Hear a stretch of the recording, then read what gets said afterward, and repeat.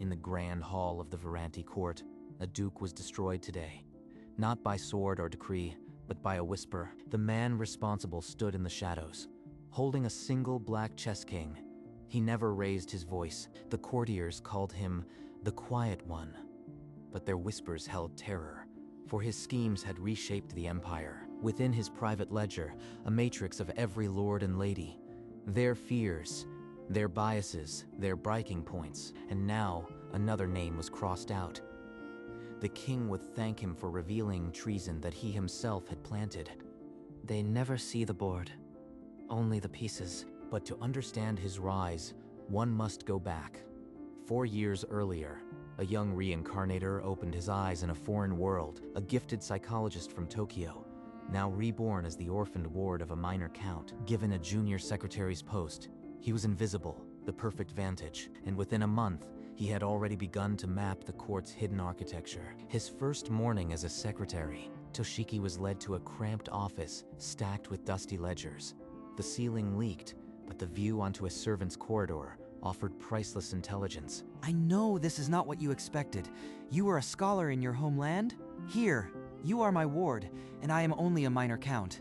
Keep your head down. He's perpetually on the defensive. His fear of losing status is palpable. A perfect first subject. He walked the corridors, an unnoticed shadow, listening to fragments that revealed alliances and hatreds. The court was a textbook of cognitive biases. That lord's bluster hides a terror of irrelevance. That lady's smile masks a gambling debt. They all broadcast their levers. You've been quiet. Did you find the work too dull?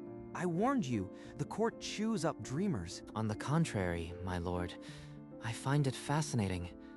There is so much to learn here. But late at night, alone in his office, he filled a small notebook not with tallies but with psychological profiles. A page of fears, vanities, and secret shames.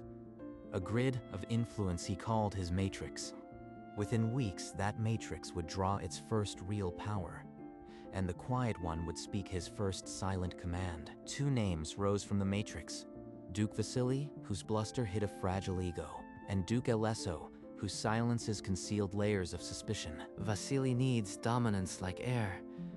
Alesso sees betrayal even in his own shadow.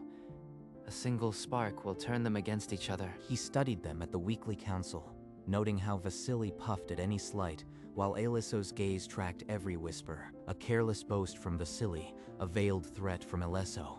Toshiki cataloged every tick. That night, he drafted 2 letters. One hinted that Alesso sought foreign allies. The other implied Vasily would seize power. The words must be just plausible enough. Not accusations, but suggestions that feed their existing fears. He forged the wax seals with a heated knife, one bearing the mark of Alesso's house, the other Vasily's. A bribed servant would discover each letter where it would be found. The game was in motion. If this works, Count Arvel will gain the king's favor as a peacemaker. If it fails, I vanish into the shadows again. He handed the letters to a hooded figure in the corridor. The first cascade had begun. By dawn, a chamberlain found a crumpled parchment in Duke Alesso's antechamber. The seal was broken, but its venomous insinuations were intact. So Vasily plots to name me traitor.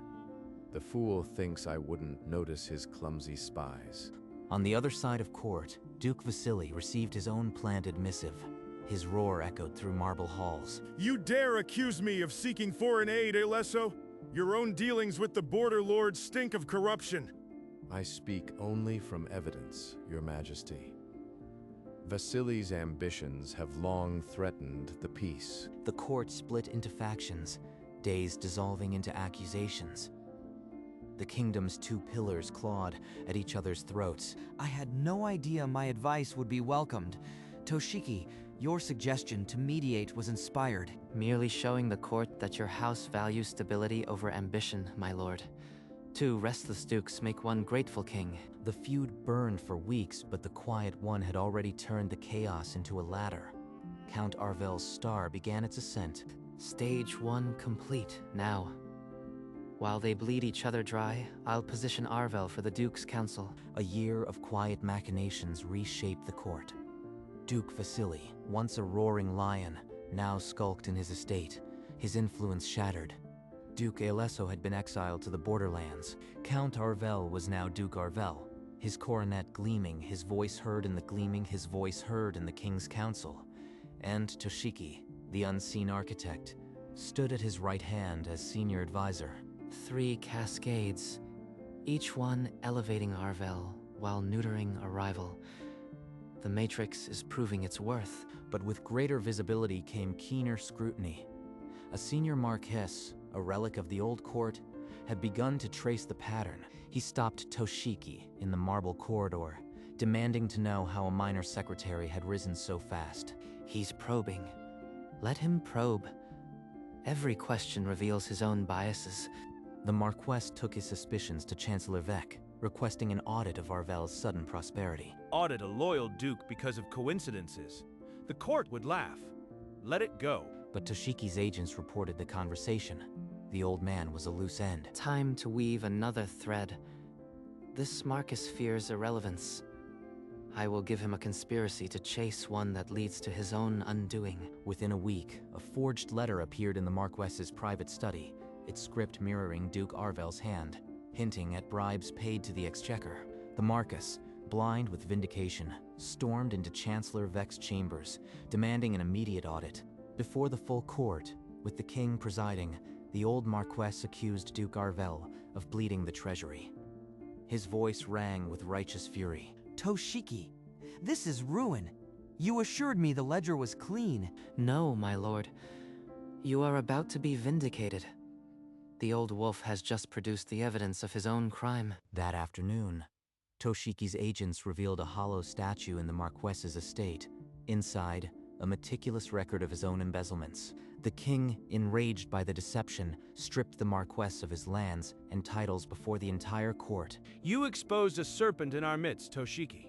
From now on, you will serve as my personal advisor in matters of state. And so the Quiet One entered the Chancery's inner sanctum. Now only one step remained between him and the king's ear. 4 cascades complete. The Matrix holds true. Next, I will become indispensable to the throne itself. Another year passed. Toshiki's web stretched across the Chancery. A minor baron's obstruction of trade routes threatened the kingdom's harvest revenues. The Merchant Guild fears loss of profit above all.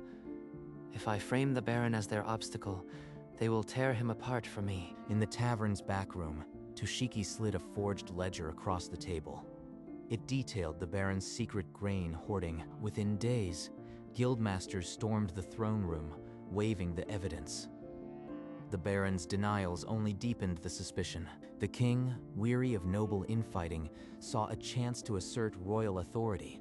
He silenced the hall with a raised hand. This barony will be placed under direct crown supervision, and you, Toshiki, have brought this corruption to light. Toshiki ascended the dais, the court's eyes upon him. The king placed a golden badge into his palm, the mark of a royal advisor. But across the throne room, someone else watched. Queen Megumi, from behind a marble pillar, her gaze sharp and knowing. Her stare is different. It doesn't hold fear or awe. It holds calculation. Toshiki accepted the badge, but the weight of that new scrutiny settled on him like a shadow. But as Toshiki walked the corridors, silences fell. Nobles whispered a new name behind their gloves. The Quiet One. Let them whisper. Fear is just another lever. One morning, he found his moniker carved into an oaken pillar. The Quiet One. The court's fear had become legend. At the harvest ball, Toshiki stood apart, watching the dancers twirl. Isolation was a small price for his ascent. Then Queen Megumi glided to his side, a champagne flute in her hand. Her smile was as sharp as a scalpel. Fascinating, isn't it? How the mere suggestion of loss can drive a proud man to confess sins he never committed. Almost like a controlled experiment. That phrasing. Loss aversion. She can't know. But her eyes say she does. She smiled, tapped his shoulder lightly, and melted back into the crowd before he could form a reply. Someone else is playing the game. Someone I didn't map. That night, he added a new page to his matrix. Queen Megumi. Intelligence unknown. Goals hidden. A rival had appeared from the shadows. A day later, A sealed note appeared on his desk. It asked him to meet in the royal library at midnight. No signature. Just a chess queen drawn in ink. Toshiki arrived to find Megumi already seated at a chessboard. The pieces arrayed in a classic prisoner's dilemma opening. Shall we play? But instead of stones, we use information. How many years have you been here, Toshiki? Or should I say, how many lives? You know, that night at the ball, you referenced loss aversion. Only someone from my world would use that term. Cambridge, game theory. I died in a laboratory accident and woke in this body. And you, behavioral psychology, I'd guess? Stanford. Influence research. I've been mapping the court's cognitive biases for 4 years. Then we have a rare opportunity. 2 players who see the board. I propose an alliance. We share information, cover each other's blind spots. And why would I trust a woman who's kept herself concealed until now? This could be another long game. Because you've already seen the alternative. A court that will devour you the moment you slip. Together, we can control it completely. No handshake concluded the deal. No written pact. But as dawn broke, Toshiki left the library with a new line in his matrix. Ally, conditional. A week later, an embassy from the neighboring kingdom of Pellas arrived. Their demands for border tolls were arrogant, and their envoy exuded condescension. He's overplaying his hand. I'll trigger his authority bias. Make him feel challenged, then offer a way to reassert control. And I'll use social proof. A shared laugh about his father's failed campaigns will erode his standing among our council. In the negotiation chamber, the envoy boasted of his army, while Chancellor Vec stammered. Toshiki and Megumi exchanged a glance. It's curious. Your late father was so certain of victory at the Granite Pass. Our bards still sing of that retreat. Lord Envoy, our king admires strength. Sign this revised pact, and the court will toast your valor tonight. A lesser man might waver. The envoy's quill scratched. The treaty gave Varent better terms than ever. Chancellor Vec beamed, oblivious to the strings pulled. But older lords who remembered past envoys watched the Queen and Shadow Advisor with narrowed eyes. A pattern was forming. The experiment worked. She's a scalpel. But a scalpel can cut both ways. Their partnership had passed its first test, but the court's old guard now sensed a new and invisible threat. In a hidden chamber, Duke Vasily and Duke Alesso met. Hatreds forgotten, they united under a new banner, Lord Halden. Halden has the pedigree and the fury. He will crush that Shadow Advisor and restore our honor. Indeed. The Quiet One's improbable rise reeks of manipulation. We will fund Halden's inquiry. Within days, Toshiki's network brought word of the pact. A new enemy was coalescing from the ashes of old foes. Halden, a decorated war hero, beloved by the provincial lords. His charisma makes him a genuine threat. At the next council, Halden rose. His voice echoed with righteous fire as he demanded a public audit of all recent noble ascensions. The king, weary but intrigued, granted the commission. Toshiki felt the ground shift. His past cascades were now under a magnifying glass. That evening, a folded parchment appeared under his office door. The note read, "We know what you did." They don't know. Not yet. But if they trace the first letters, it will lead to Arvel, and then to me. That night, Toshiki visited Duke Arvel's chambers. He spoke of the audit, urging caution without naming the danger. My lord, the winds are treacherous. Trust no one, not even those you've raised. Speak plainly, Toshiki. Have I done something to displease the crown? You sound like a priest giving last rites. At the next council, a lord rose with a forged letter bearing a broken seal. The accusations thundered across the silent hall. Duke Arvel, these letters show you cultivated the feud between Vasily and Alesso. How do you answer this betrayal? Your Majesty, these are forgeries. I have served loyally for decades. Toshiki, tell them. The king gestured. Guards tore the ducal coronet from Arvel's head.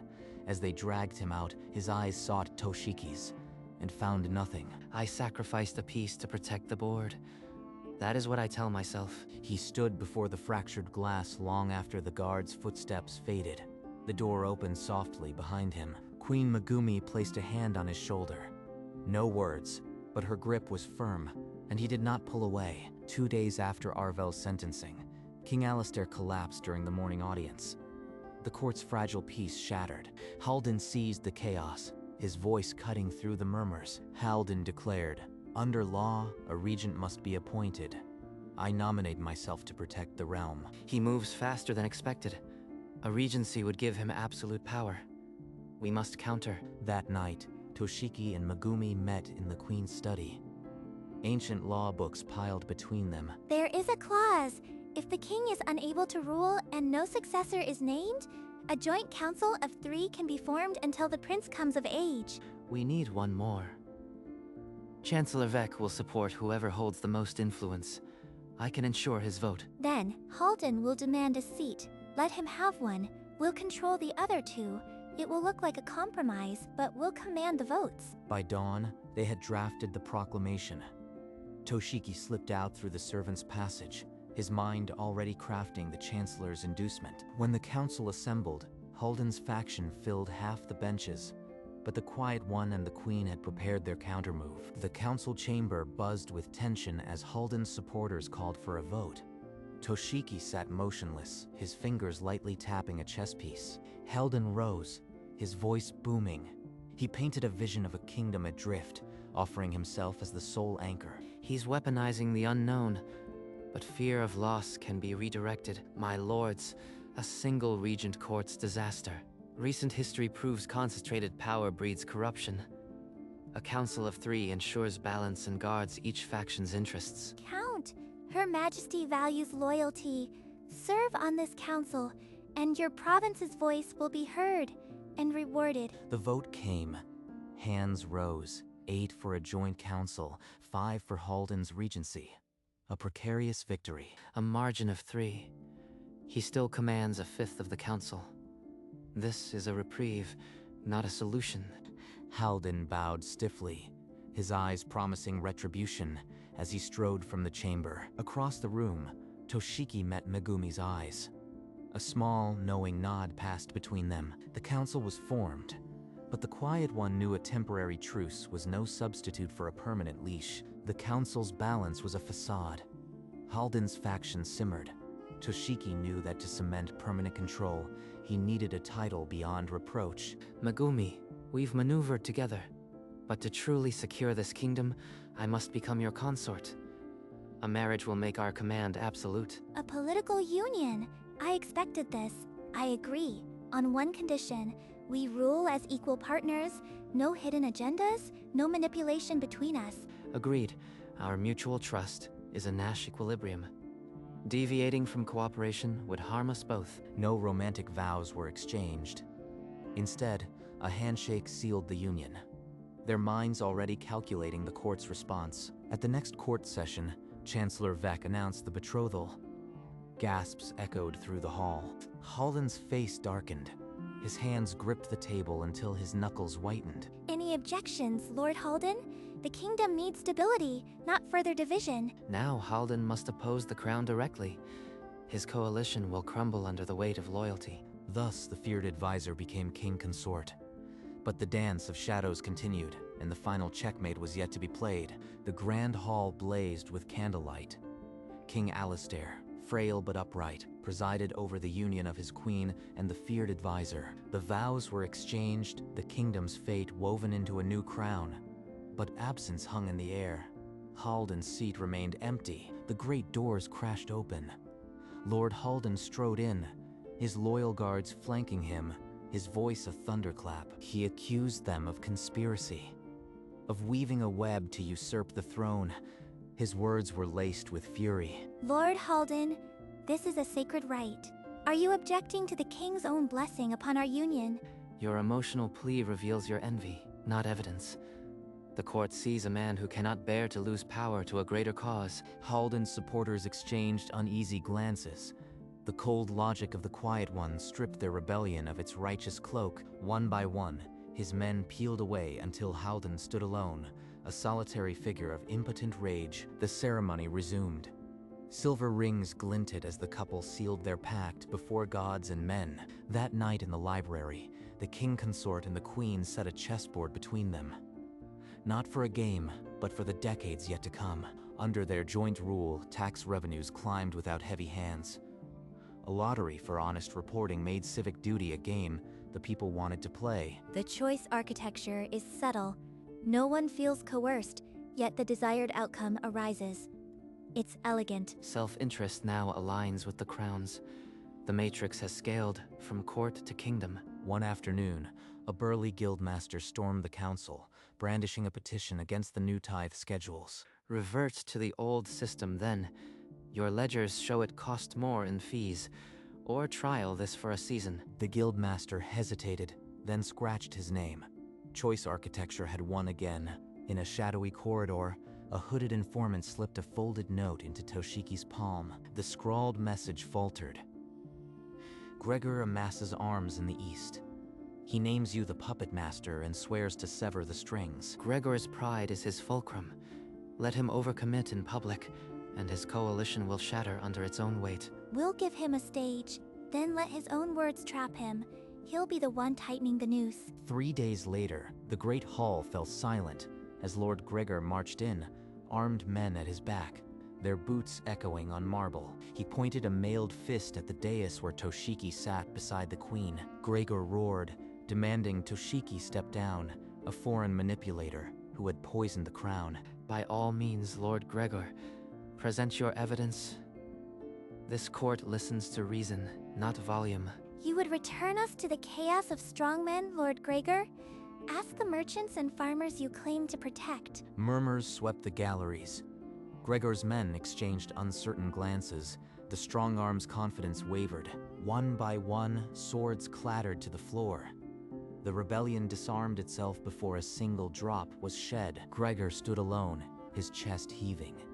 Then, with a choked sob, he sank to his knees. Rise, Lord Gregor. Your passion serves the realm better in the east, where bandits prey. Go there and rebuild your honor. No blood stained the marble. The Quiet One had won with words alone, and the court whispered his title with renewed fear. 40 years after the wedding, historian Oliver sat amid dusty scrolls, his greatest work unfolding. Chapter 1. The Reign of King Alistair, a man indecisive and reliant on his foreign-born advisor and enigmatic queen. To capture living memory, he called upon the oldest noblewoman of the court. Tell me, my lady, what was the consort like? History records him as the Quiet One. She merely shrugged. The queen was clever, but her husband, just an advisor from a minor house. So the queen was the true intellect, the consort, a shadow. They were decorative, perhaps. He dipped his quill, adding the final line. History is made by kings, not whisperers. The manuscript went to press, a thick volume titled The Ineffectual Reign of a Dreamer King. Oliver beamed at the freshly bound copy, its spine embossed in gold. In the archive, the historian closed his journal, certain that the past was now properly ordered. The chronicle reached the royal garden on a mild autumn afternoon. Toshiki turned it with hands creased by time. The ineffectual reign of a dreamer king. He gave us no credit at all. Perfect. That was the point. They shared a look, then a quiet laugh that echoed through the decades. Before them, the empire stretched, fields ripening, towns at peace, a testament to their unseen hand. A chessboard lay between them, the Black King dominating the center, untouched. That history book would soon be shelved, its spine gathering dust in a forgotten archive. Generations later, a student would yawn at Oliver's account, wondering why such a passive king was recorded. As dusk fell, Toshiki lifted the chess king, worn familiar, the same piece he'd held in that long-ago court. The silent advisor and his queen had won. And history, in its blindness, had let them slip away. The garden grew still. The Black King rested in Toshiki's palm, a silent testament to decades of unseen command. Birds wheeled over a capital that no longer feared its own lords. Markets hummed, and the people forgot the taste of civil war. In the archive, Oliver's forgotten tome gathered dust, its spine a darker shade among the anonymous bindings. No monument bore their names, no portrait hung in the Hall of Heroes. Their legacy was the peace they wove into the land itself. Stone walls of the palace still seemed to listen, as if waiting for a whisper that would never come again. In the garden, Toshiki closed his eyes, a faint smile touching his wrinkled features. Megumi's hand found his, their fingers intertwining on the worn chess piece, the king that had started it all. The sun dipped low, painting the sky in hues of burgundy and gold, a gentle end to a quiet reign somewhere in the city. A child asked why the old king's reign was called peaceful. The answer was a breeze through the wheat, and the quiet one, like the whisper that had unmade a duke, vanished into the silence of a well-told story. The empire prospered.